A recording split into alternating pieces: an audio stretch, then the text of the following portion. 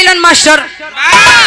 कोनो मेहरारू सब कुछ बर्दाश्त कर सकेली, लेकिन जिंदगी में एक ही चीज कभो बर्दाश्त ना कर सकेली। दुल्हन बड़ा प्यार से गई अपने मर्द के पास, कहली ए जी इतना दिन हमार तुम्हार बियाह भइले हो गया, इतना दिन कभो कोनो प्रकार का तकलीफ हमें नहीं दिला, लेकिन कुछ दिन से एक आध महीना से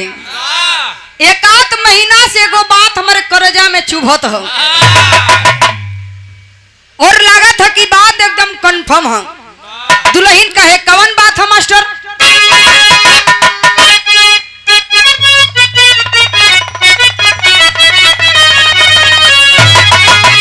तो सैया काहे कइला हमरा पे फतिया है,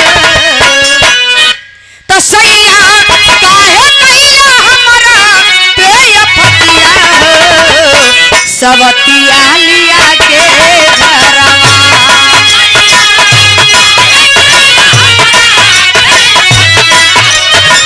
सवतिया लिया के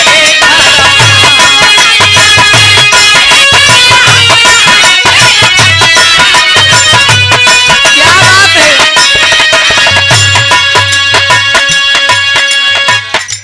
इतना दिन कोनो तकलीफ ना भया, लेकिन एक महीना से ऐसा लागत कोनो दूसर मेहरा रख ले बड़ा, यही समय बड़ा तकलीफ होत है। परम आदरणीय आप हिंगलाल यादव खुटारी की धरती से 51 रुपए का पुरस्कार, बहुत बहुत प्रणाम सब लोगन के, बहुत बहुत प्रणाम।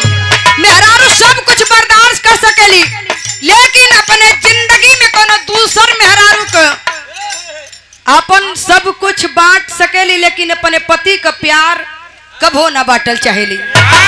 यही से दुल्हन नाराज हो गई कि बड़ा बरियार आफत हमारे मुड़े पे लिया दिले हुआ, लागत अपना दूसर मेहरारू रख ले बड़ा। लेकिन बड़ी अनमोल बात कवि जी लिखत हुआ, कौन समय का बात है मास्टर?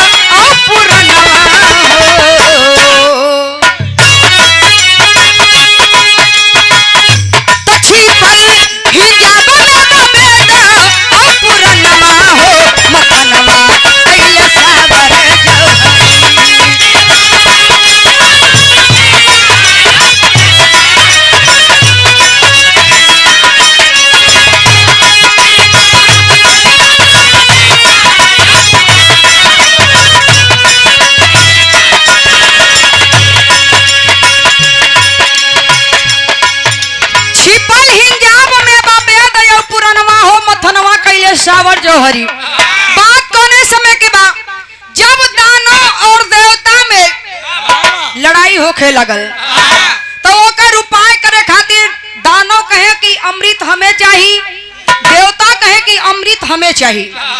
तो ओकर संशोधन कइल गइल कि दानव और देवता के द्वारा सागर मंथन हुई, और सागर मंथन से जितना भी चीज निकली सब दानव और देवता में बांट दिया जाई। और सागर मंथन के समय यदि अमृत निकली, वो अमृत भी दानव और देवता में बांट दिया जाई। तो सागर मंथन का उपाय हो गया, होत का हम मास्टर?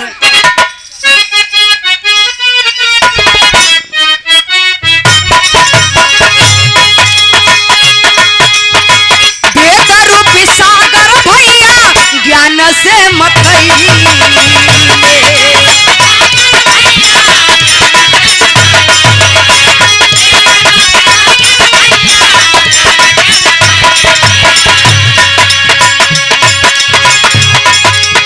कभी विद्वान मिलके मथन जे कर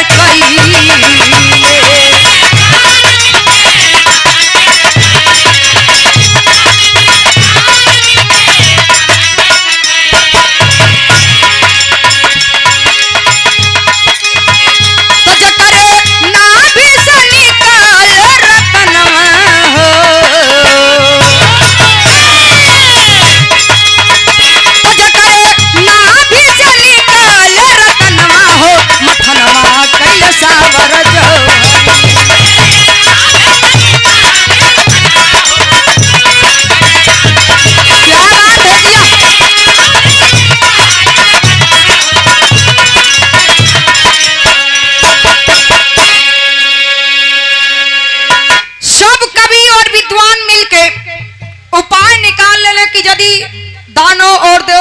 लड़ाई चालू हो जाए तो केहू बची ना। यही से उपाय कल गई कि दानव और देवता के द्वारा सागर मंथन हुई। तो सागर मंथन के समय जितना चीज मिली सब बांट लिया जाई।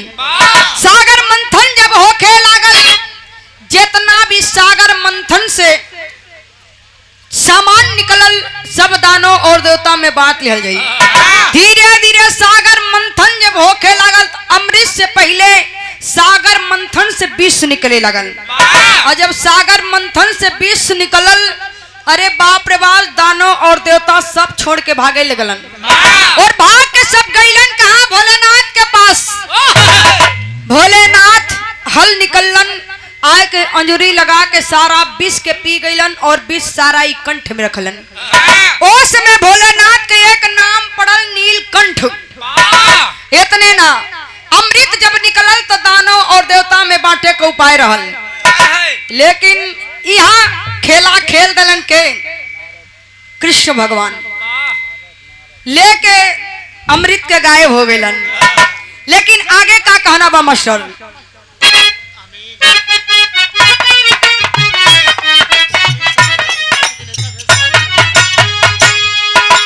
परमादरणीय अमीन साहब समाजवादी पार्टी के नेता,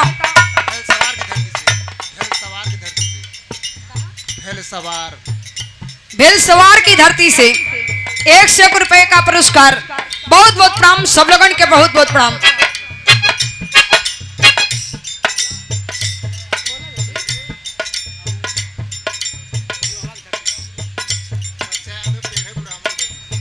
परमादरणीय बच्चा यादव पेड़े गुड़हवा की धरती से 60 रुपए का पुरस्कार। भैया के बहुत बहुत प्रणाम, सब लोगन के बहुत बहुत प्रणाम।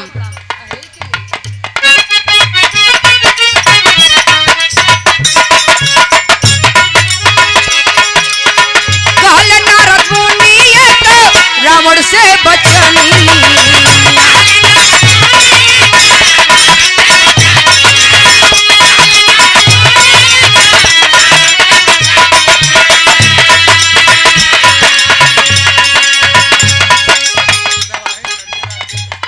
परमादरणीय आप जवाहिर हरजन राजगीर मिस्त्री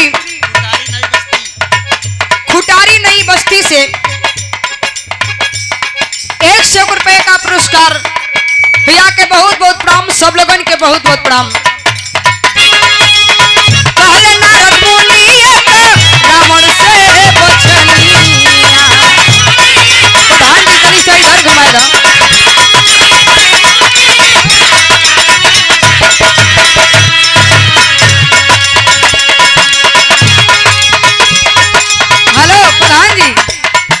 तनी सही धर, अब ठीक है, ठीक है। विष्णु हाथे होई तोहर त्रेता में मौतिया,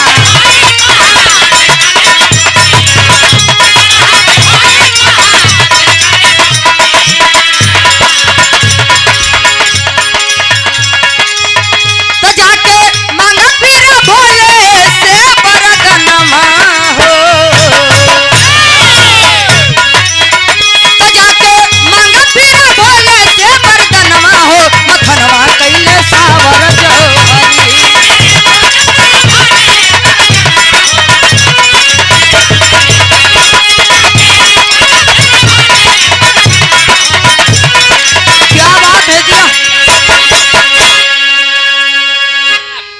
नारद मुनि एक दिन रास्ता पकड़ के जात हुआ, और वही रास्ता में भेंट हो गया लंकापति रावण दशकंधर से। भेंट हो गया तो रावण कहले कि नारद मुनि सुनीला कि अपन पत्रा देख के बड़ा सबके विद्वान का बात बतावेला, सबके जिंदगी का गाथा बतावेला, तो तनी से अपन पत्रा पलट के देखा और देख के बतावा कि तोहरे पत्रा में हमार मौत लिखल बा कि ना। नारद मुनि पत्रा इधर उधर कैलन, अपन पलट के देखले तो कहले तुहार मौत लिखल बा। लेकिन कब? जब विष्णु भगवान के दूसरा अवतार मिली मर्यादा पुरुषोत्तम राम के त्रेता में, वही समय तुहार मौत निश्चित बा। रावण के घमंड रहल कि हमरे भुजा में इतना ताकत कबो हमें केहू मार ना सकी। जब इतनी बात रावण सुनले तो कहले कि हम ऐसन होके ना दे, ऐसन ना होके दे, हम जाके तपस्या करे। अपने पे बड़ा गर्व बा। जाके रावण कैलन का मास्टर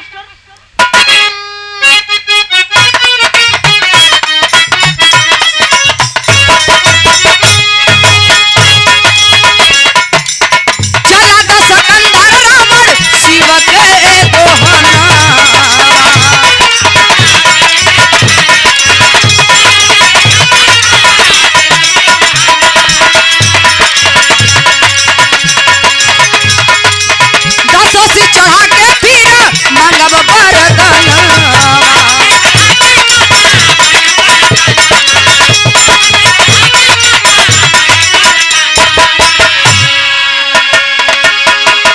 तो जाके नारद कैले शिव से बयनवा हो, तो जाके नारद कैले शिव से बयनवा हो, मथनवा कैले सावर जौहरी।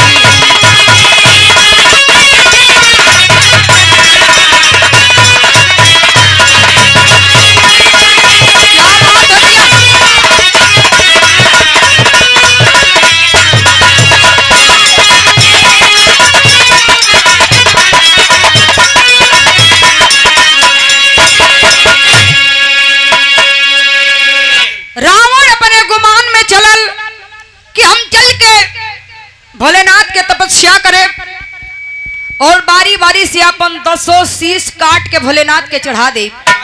आज जब भोलेनाथ हमारे भक्ति से प्रसन्न हो जाई हाँ, तो जब हमें वरदान देवे लगी हाँ, तो एक ही वरदान मांगे, जीवन भर अमर रह के वरदान। और इधर जब चलल रावण तपस्या करे खातिर जाके सारी बात नारद मुनि भोलेनाथ से कहलन। आज जब भोलेनाथ से नारद मुनि सारी बात बतौलन तो भोलेनाथ एक युक्ति बनावत हुवन। भोलेनाथ गायब हो गईलन, गायब हो गईलन। कले कि जब हमके पौबे ना करी रावण तो हमसे वरदान का मांगी। धीरे धीरे उपाय करत हुवन। कौन उपाय कैलन मास्टर?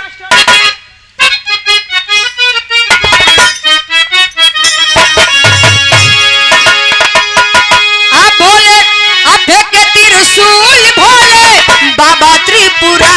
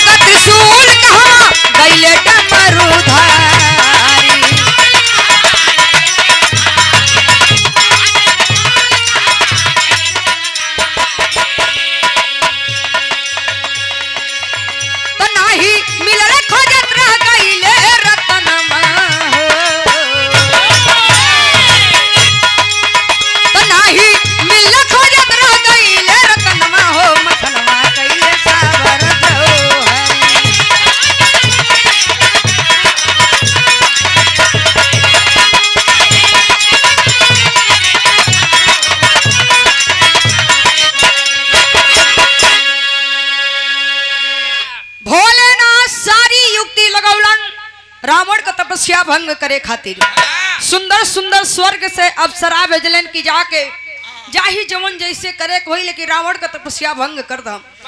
लेकिन रावण का तपस्या भंग नहीं भयल। और जब रावण का तपस्या भंग नहीं भयल तो क्रोध में त्रिशूल के फेंकलन, डमरू के फेंकलन, खुद भी गायब हो गईलन। कहाँ त्रिशूल गयल, कहाँ डमरू गयल, कहाँ डमरूधारी गईलन। खोजत रह गईले ना मिलले रतनवा हो, मथनवा कैले सावर जौहरी। आखिरी प्रमाण बड़ी अनमोल बात कवि जी लिखत हवन। का लिखत हो मास्टर?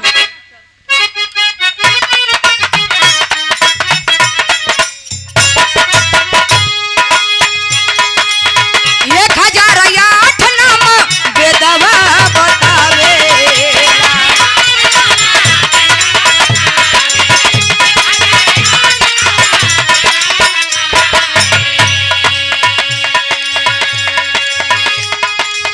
जकर अड़धारा रूप शिव के कहावे।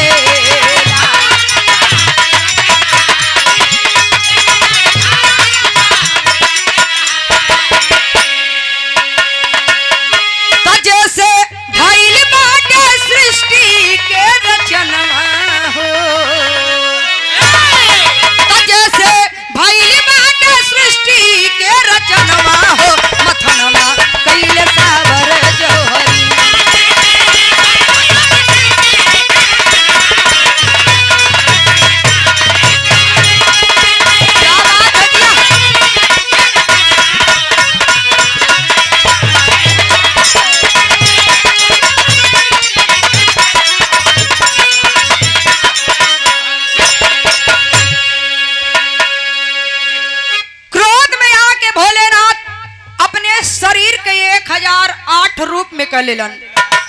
1008 रूप जेकर अड़धरा रूप।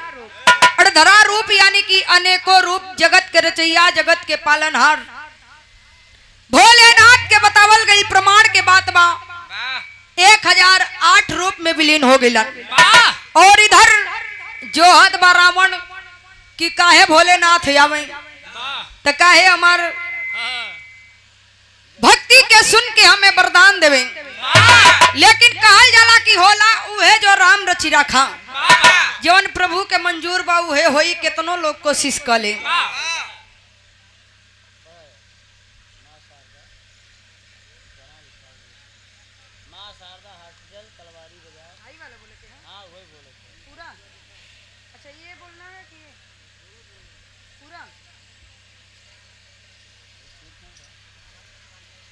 मां शारदा हॉस्पिटल, कलवारी बाजार, मड़ियान रोड, मिर्जापुर।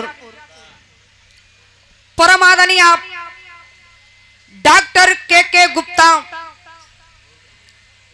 डॉक्टर बीके गौतम, आप लोगों की तरफ से 100 रुपए का पुरस्कार। बहुत बहुत प्रणाम, सब लोगों के बहुत बहुत प्रणाम। बतावल जाला कि डॉक्टर भगवान का दूसरा रूप होलन। भगवान तो केवल इंसान की एक बार जन्म दिलन, और यदि यहाँ इंसान के कुछ होला तो डॉक्टर साहब अपने इलाज से इंसान के दूसरा रूप दिलन। वो सुई बेध के इस समय जवन बुखरवा चलल मौसम के वजह से। लेकिन इधर जगत के रचैया, जगत के पालनहार, सृष्टि के बचा लेलन। कहल जाला कि जकर जब पाप का घड़ा भरेला, चाहे जितना कोशिश करबा कहीं न कहीं से वो फुटबे करी। आखिरी प्रमाण में गुरु घराने का परिचय बा। कहल गई मास्टर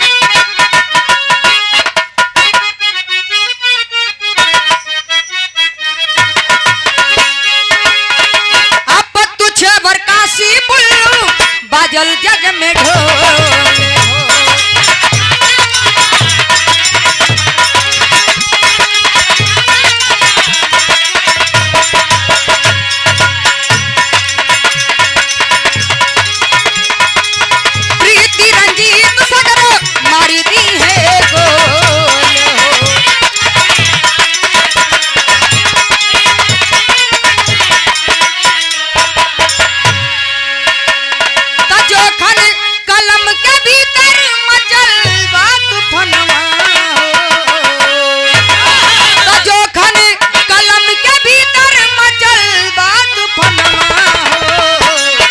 मथनमा कैले सावर जौहरी।